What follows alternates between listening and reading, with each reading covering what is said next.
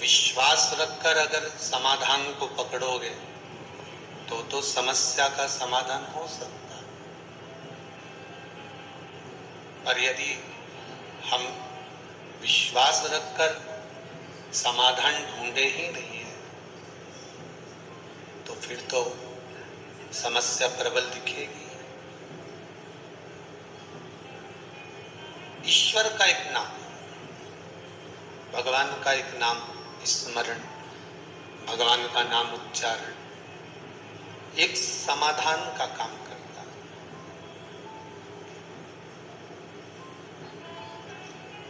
और जितनी देर आप कुबेरेश्वर धाम में बैठे हैं या आस्था चैनल के माध्यम से कथा सुन रहे हैं या फेसबुक यूट्यूब पर कथा श्रवण कर रहे हैं, जितनी देर आप बैठे हैं उतनी देर आपका मन चित्त वृत्ति शिव में होना चाहिए।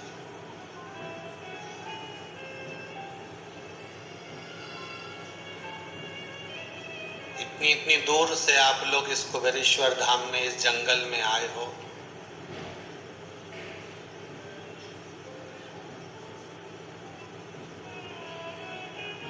कथा को श्रवण करने के लिए।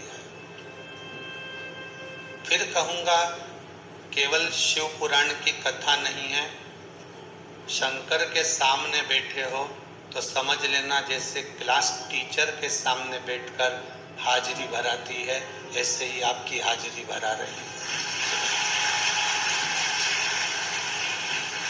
और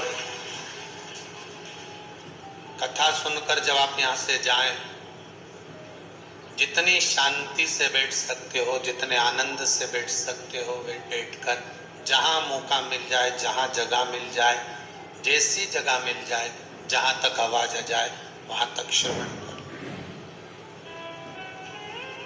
जब यहाँ से जाओ तो कुबेरेश्वर महादेव से निवेदन कर कर जाना, इस भूमि को कंकर शंकर को निवेदन कर कर जाना, है भोलेनाथ, है त्रिकालदर्शी, है कैलाशी, है अविनाशी, हे ओगढ़दानी, है भोलेनाथ, बड़ी कामना लेकर आई हूं मैं, विश्वास लेकर आई हूं और मेरी वो मनोकामना पूर्ण करोगे ये मुझे विश्वास है।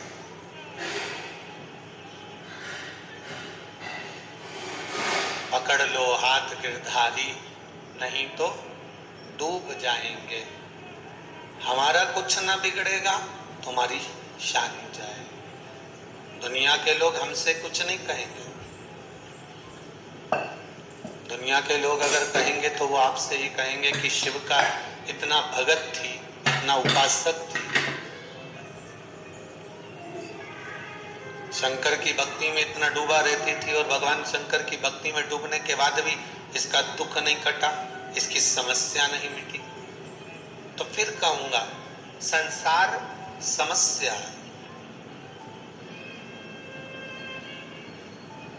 पर संसार अगर समस्या है तो भगवान का भजन, भगवान की कथा, भगवान का स्मरण, भगवान का नाम, भगवान की भक्ति समाधान।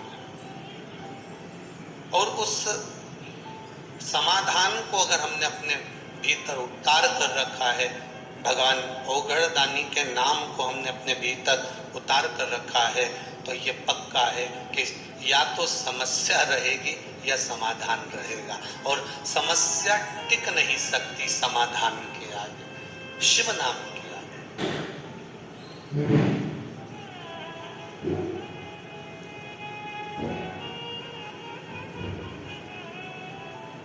जैसे ब्रह्मा जी के मन में कहीं कहीं संकोच उत्पन्न हो जाता था।